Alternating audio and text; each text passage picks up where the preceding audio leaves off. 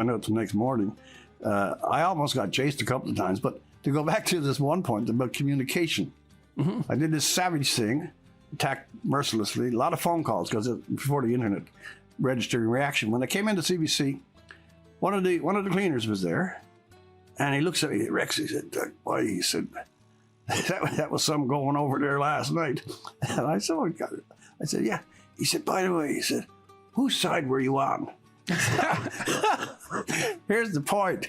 Communication, even when it's verbal, carries a lot more. Tone tells you. Your sensibility goes under the text. Manner of delivery gives an index of where it's going. I've had people from Pakistan, and don't give me any old racist bullshit, from Pakistan and Africa meeting in the cabs of Toronto, and I know they can't understand this because they haven't yet picked up the English. Okay, don't come back with any complaints, and they say, "Oh, that was so good." It always reminds me that even with hyperverbal, though I might be in certain ways, that there's a deeper communication, especially in the mass media, that is never taken into account. So what I was, by their standards, doing a little bit of high style, you're communicating by your manners, by your eyes. Well, that's one of the things tone. that's one of the things I think that makes you somewhat singular among Canadian journalists, is that not only are you very able with your words and witty with them and powerful with them, but you're also markedly a dramatic character. I don't know exactly how to separate the character from the person, and maybe there is no separation. But I watched you on CBC and listened to you, and there's always drama in your presentation. Oh. And there's a performative aspect. So it's romantic, I suppose, is the right way of thinking about it, is because that's the effective union of emotion and rationality, and you embody that. So it's like watching someone put on a performance, although it's, well, and then I suppose you've been doing this for so long, I don't know how much of it is a performance and how much of it is you. It's very effective. Well, I know one thing that long use has given. I found the hardest, and this was the only conscious part, I think the hardest thing to do if you're in the television business, don't go into it now, it's on its way out, but if you're in there, is to gradually reduce to extinction the gap between, I used this phrase in a column recently, preparing a face to meet the faces that you meet. The gap between, oh, I'm on a camera and therefore I got to do this and I got to say it this way and all this stuff. When you can bring the prepared remark identically with a totally relaxed being, and if you mean it, I used to say this, I did 5 or 6 columns a year or commentaries that I really meant. And if you really mean it, you could go on stammering and people would listen to you. Reducing the gap between the posture or the posturing and I'm talking to a neighbor. Okay, and how are you doing? So one of the things I've really observed, because I've done a lot of television interviews now, and I've done a lot of this sort of discussion, which I radically prefer, which I think is immensely superior. But so in the typical television interview, I would walk into the studio and I would meet the interviewer and we would have a cordial and professional conversation, but I was actually talking to the person, more or less. And then the cameras would go on and the person was no longer there at all. I know. And so then I was trying to figure out, well, what's exactly there? And well, part of it was the person in some sense didn't dare to be there because the bandwidth was extremely expensive.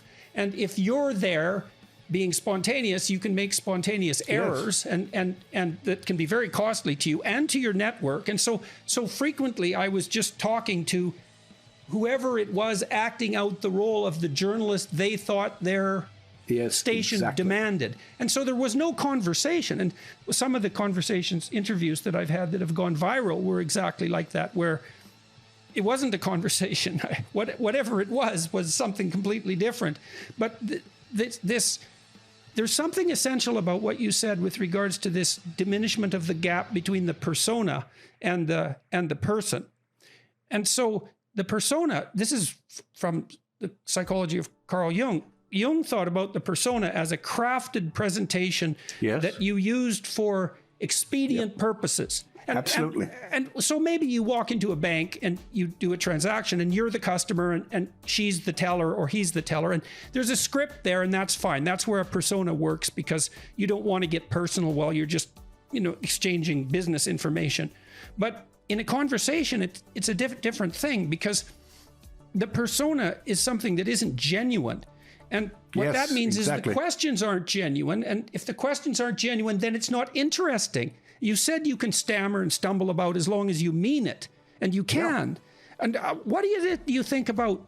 What is it? Well, you talked also about the nonverbal component.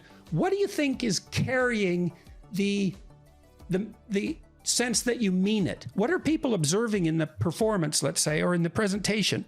There's an intensity. Yes, it really is. And I know this is straight. That's a really good question. I always knew, it's intuition, that when you showed up on television, especially in the role of commentator and interview, incidentally, that if I was pretending, it bled out through the screen.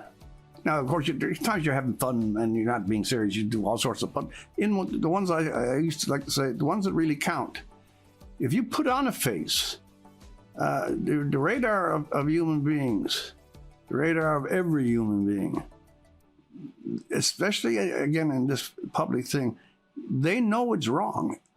Politicians, I remember I did a thing on the National. Every time the politician comes to an election, this was true of Mr. Harper, whom I like, as it was of Mr. Trudeau in particular, that the voice that starts to come out of them in their commercials is like something that's never been heard on heaven or earth before. They actually change their vocal tone when they give out their problem.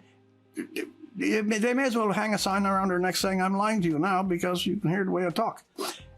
In the cases that you're describing, there's so much in television and media interviews that's simply dishonest. These little conversations you described having before you started the interview, and I know you must have experienced this. I know a lot of journalists who use those as a kind of a setup for a sucker punch. Put the smiley face on, "Oh, I love you, Jordan," etc. Oh, yes, that's happened many times. Then as soon as the lights go on, the lack of integrity in these things is just savage. But those people, maybe intellectuals, it's something like Orwell's famous thing, only intellectuals could believe it. Sometimes it's only intellectuals who can't see the point. Educated in a formal sense, but not in a real sense. There's something so stupid that you had to be extremely intelligent